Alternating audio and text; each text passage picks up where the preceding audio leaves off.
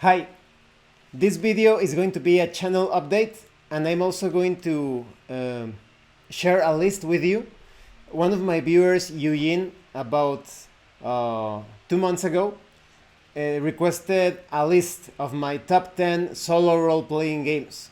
So here's the list. Eugene, sorry it took so long, but I needed to make sure that I was experienced enough with these solo role-playing games to fully recommend them as top 10 RPGs. Well, let's start with the update first. I'm going to continue with my channel with my video reviews. I'm going to complete the reviews featuring Wicked Ones, SLA Industries, Shinobigami.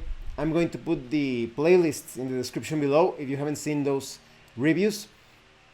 And if everything goes right, tomorrow I am going to receive this role-playing game slash board game hybrid.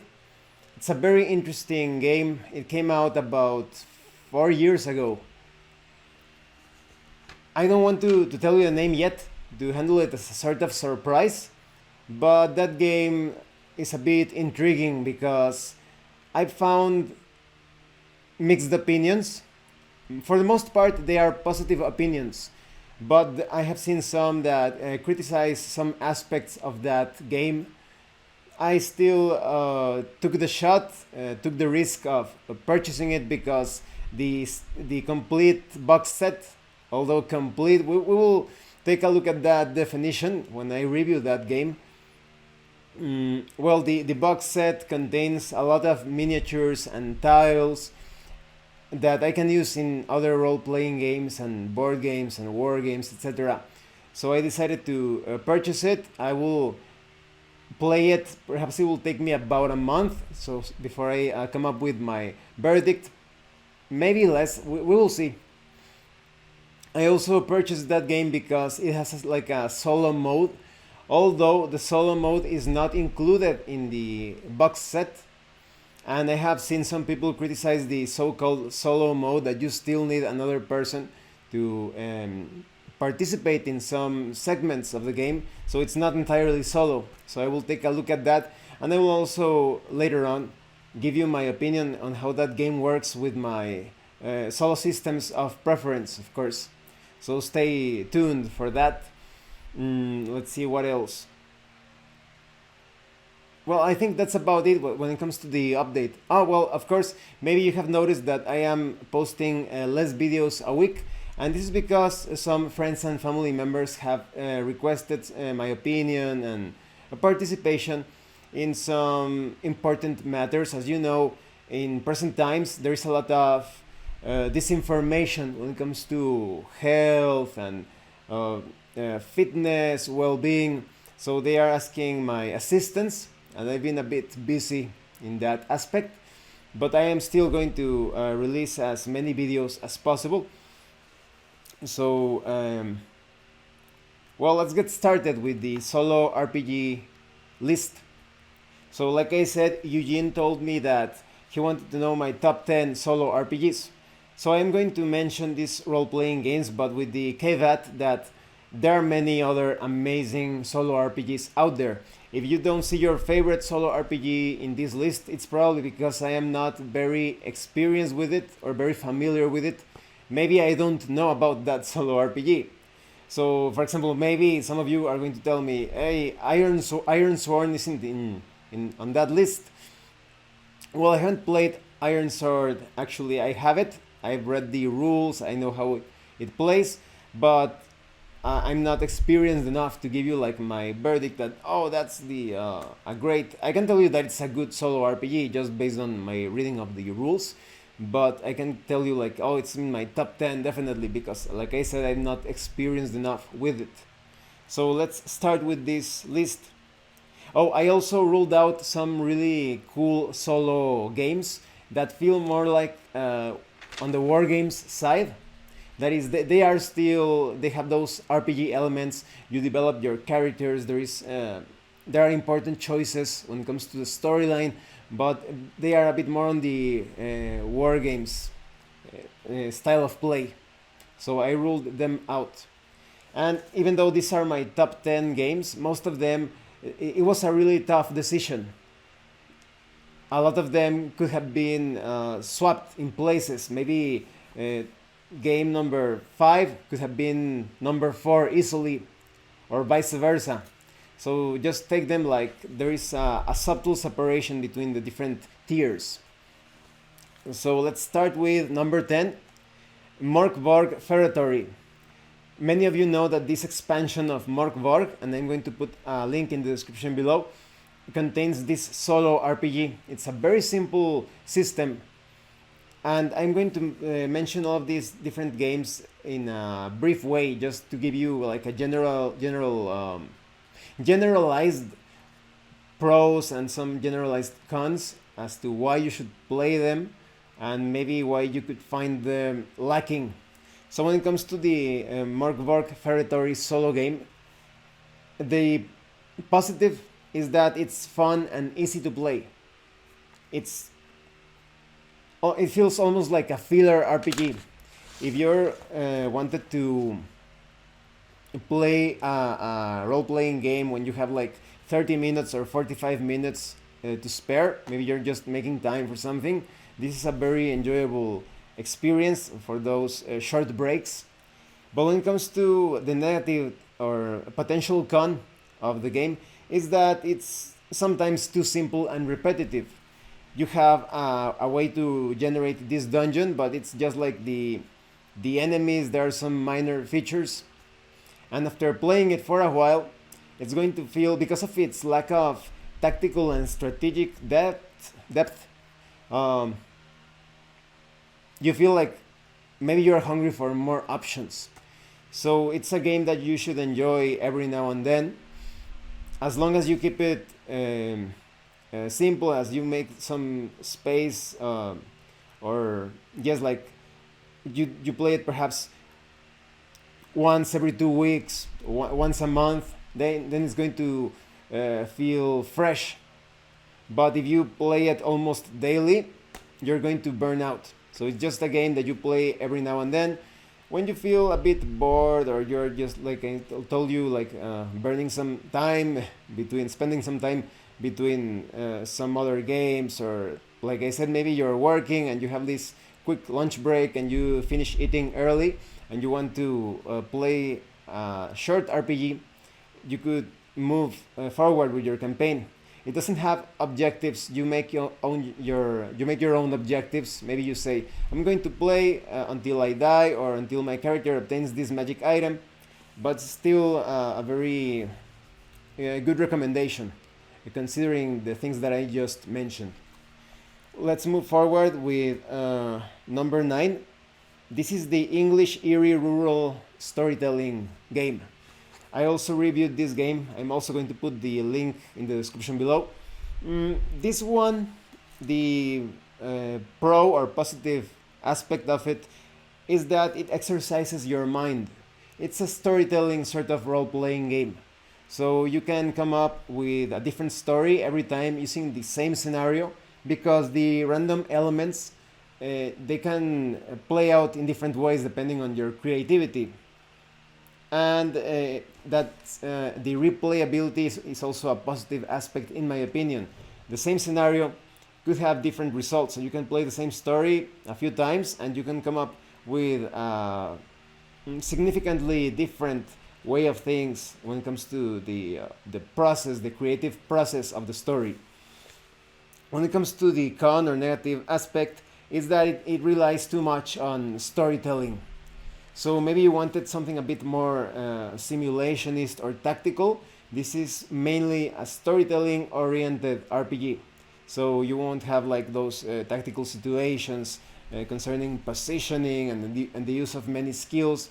It's a very simple system. And so, but I still recommend it, of course. Next, in number 8, we have Chronicles of Arax. This game is a bit frustrating because I think it could have been so much better.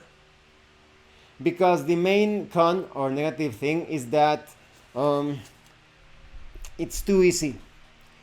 The first adventure that you play, it feels great to a certain degree. But when you level up your character once or twice, the adventures are just too easy. And it also feels like too linear. You're just moving forward, you make a roll, you roll your dice, and depending on the result, you go into an encounter. So there is not enough strategic and tactical depth as well. It feels a bit, just like there is almost no option. You feel like you're going on rails. Kind of like, it's a weird analogy, but like Final Fantasy 13, if you ever played that video game, remember how there is this single track and you're moving almost forward all the time? It feels too much on rails. That's exactly it. But when it comes to the positives, you have so many, well, it's quite affordable, and you have many character classes that you can choose from. But like I said, you will never feel satisfied in experiencing the full potential of each of those classes, because it's just too easy after leveling up a few times. The stories of the adventures are somewhat decent, but so it's, like I said, somewhat underwhelming. But if you don't mind that, if you want to create several characters and play them to level, let's say level 2 or level 3, and stop, then I think you will find the experience somewhat enjoyable. But it still lacks that complexity when it comes to the things that you can do and your choices. Now let's move on to position 7. This is a Spanish role-playing game. I know that a lot of you that watch these videos, my videos, you know how to speak and read Spanish. Some of you don't. But with this document is fairly short, just like 7 pages long. I think it's pay what you want at the moment. So you could easily use Google Translate to make sense of the game. You would still be able to play it. And the cool thing about this solo RPG is that it is difficult. And it feels like it's basically Bloodborne. If you have played the Souls series of games, it's Bloodborne. And so the theme is quite awesome, very atmospheric. It's simple, but you still have a lot of room to develop your skills, tinker with your weapon. And you have this cool City of the Damned sort of place. It's huge, and you cannot go into certain areas of the city until you take care of the outer layer. So it's a really cool solo game. Definitely consider it, even though it is in Spanish. If you do not speak Spanish or you're not proficient, I think it's worth using Google Translate just to see how it plays. And when it comes to the negative or the con, is that it's going to feel a bit repetitive. You do have a system to generate adventures and encounters, but after a while it is going to feel a bit more repetitive, not as much as the other games that I mentioned early in this list. But play it, like I said, every now and then. Don't make it like your main solo game. And next we have position 6 with the micro RPG series. This is also a very frustrating item because, well, let's go when it comes to the pros.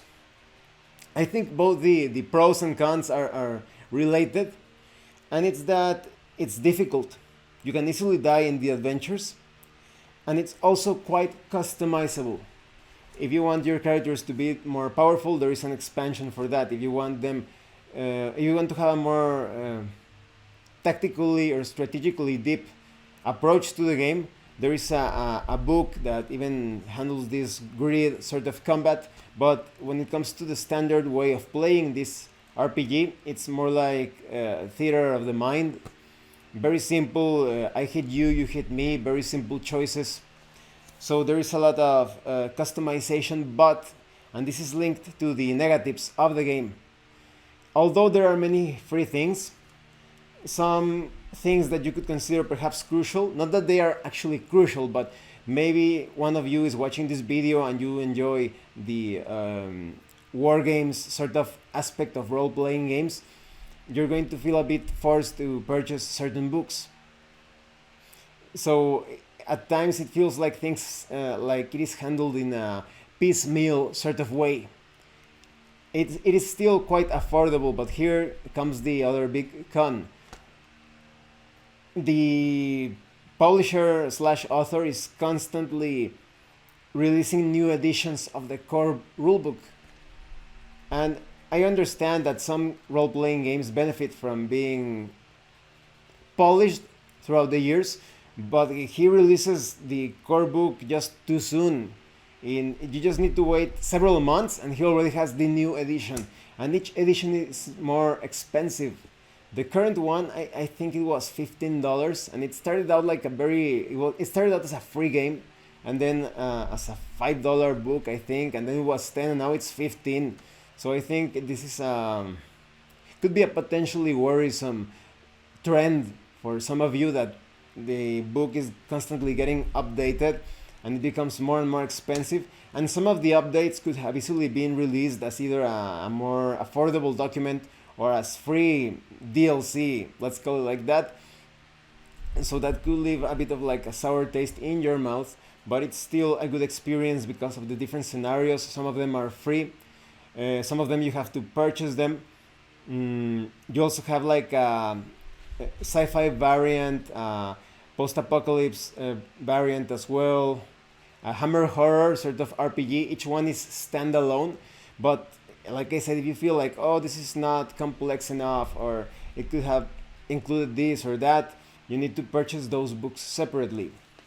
Now let's move on to the next item in the list, and we have number 5, and this is more like the a company recommendation. The company known as 2 Hour War Games or / Rebel Minis. Some years ago I reviewed Warrior Heroes. This is sort of hybrid RPG war game, sort of hybrid, that it portrayed itself as a role-playing game, but it had an identity crisis, in my opinion. It simply didn't know if it wanted to be like a skirmish game or a war game or a role-playing game. The area of in between, it felt not properly connected. The rulebook was also a mess. But I have played it a bit more. Some of the people that saw my negative, just like my criticism of the game, recommended that I gave it another chance. That one of my viewers, that he has his son. His son is very young, but he kind of like got into the way that the game is supposed to be played. So I decided to give it a go. A few months back, I played Warrior Heroes, and I played Lovecraft's Revenge, which is a more streamlined or simplified version of the system, because it's always the same system. And I actually think that there is something enjoyable. I'm going to start with the pros. Well, just take into consideration that I'm going to put the link in the description below. It's a very old review, but everything that I criticized of the rulebook of the game still applies. But when you focus on the style of the game, that it's supposed to be like a Second Life sort of game, you're just playing the RPG to see how long your character survives. Although in the Warrior Heroes Legends book, you do have several ways to escape death, and I think that takes away from the experience. I would recommend that you remove those conditions, and then if your character dies, you die, that's it, and you need to create a new character that's more exciting. But when it comes to the pros, you have all of these tables to generate results that allow you to build a story. You still have some tactical and strategic choices, but they are minor, and that's related to the con or the negative aspect of this game, because all of it is all of it runs or works thanks to an AI system. But it's where it connects with the con or negative side. That AI or artificial intelligence sometimes feels like it's playing everything in the game on its own. So even if you are a general in Warrior Heroes or an investigator in Lovecraft's Revenge, your allies are doing their own thing, and you feel like you have almost no control because they panicked, or they decided to charge, or they decided to use their projectile weapons, and you feel like the only choices that you have is you attack or you run away. If you are a spellcaster, you do have some considerations concerning spells, but sometimes I wish that they had more options when it comes to fighting. So if you do not mind that, if you like an AI system that practically runs itself, you're probably going to enjoy any of the games by 2-hour war games or Rebel Minis. I think it's the owner has two companies, so different publishers, same owner. And the instructions are terrible. They are not well organized. From a literary standpoint, the author is constantly repeating words and phrases to the point of annoyance. There is no section in any of those books that tell you the process of running an adventure.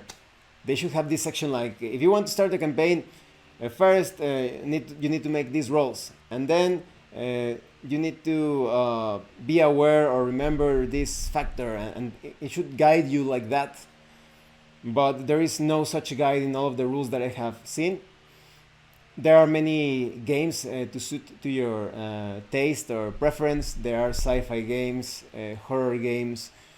There's a steampunk game as well, and like I said, medieval fantasy of warrior heroes.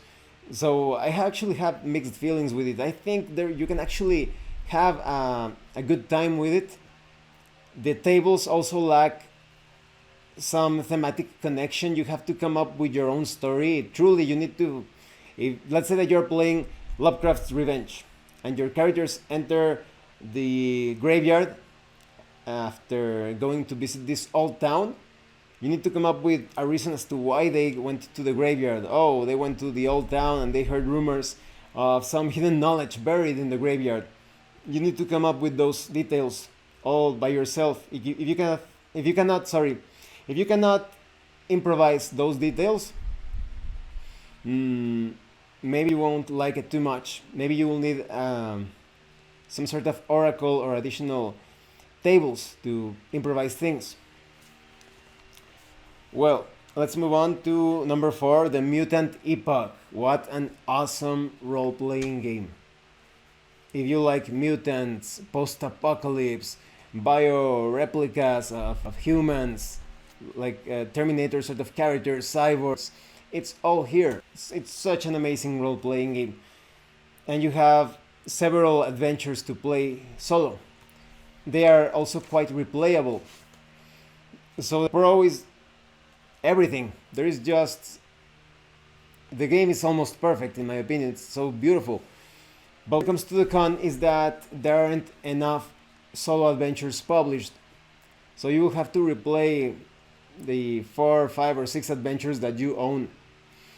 There's actually a free adventure, if I'm not mistaken, in the website of the publisher, William McCausland. But so I would definitely recommend the Mutant Epoch. The pro is that it's such an amazing game, and the con is that there aren't too many solo scenarios. Next, number 3, we have Seekers Beyond the Shroud. I already reviewed that game recently. Please check out the review. I'm going to put the link in the description. It's one of the best occult simulations out there. Sometimes it gets a bit over the top, but as a Second Life sort of experience, similar to the 2-hour war games books, it works so well and even better.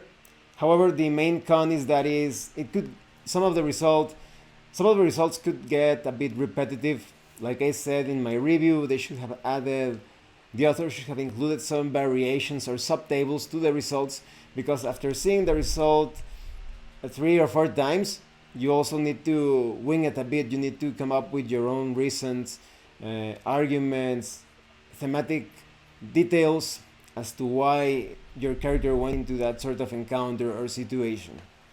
When it comes to number 2, Scarlet Heroes. Amazing, perfect role-playing game.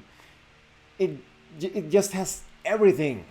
You have endless adventures, so many tags and sandbox items that you can randomly determine when it comes to moving into a city, the wilderness, the dungeon. Everything is all there to have adventures for the rest of your life. The system is very simple. It's a D20 based system, old school Dungeons and Dragons. It doesn't have a negative side. The only reason why it's number 2 instead of 1, it's because number 1 actually makes you feel like you are playing a role-playing game with a game master. And so number 1, a lot of you already know this, of course, Tunnels and Trolls, specifically Deluxe Tunnels and Trolls. An amazing game. The rulebook is slightly confusing in some aspects, but overall, definitely my favorite solo RPG. I still play it. I'll never get tired of it. And there are so many adventures. Some of them, a lot of them are actually free. And those adventures that you purchase, all of them are so replayable. I haven't fully explored any of my Tunnels and Trolls adventures, any of them that I own. Perhaps Buffalo Castle, but because after playing it several times, I decided to arrange things to eventually run it as a multiplayer, that is with your group, as a multiplayer experience. But all of the adventures, they are just so, it's going to take you a lifetime to explore all of them because of the different hidden results. They run like a choose your own path, sort of like those game books.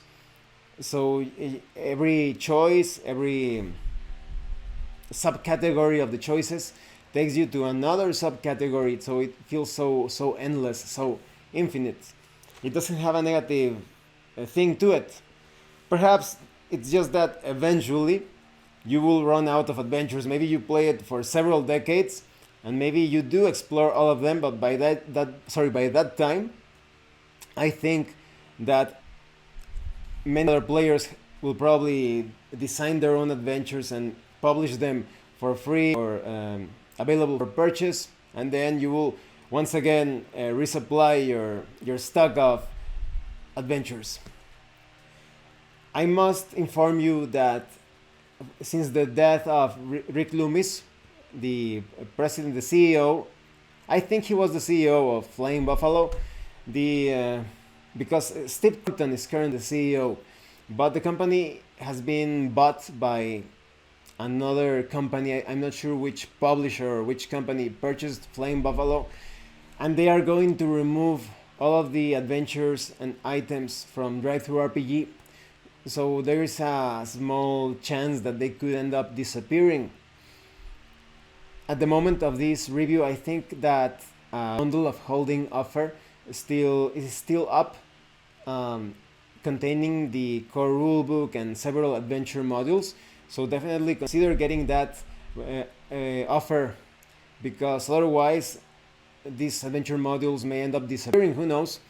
Who knows if they have plans to release them again?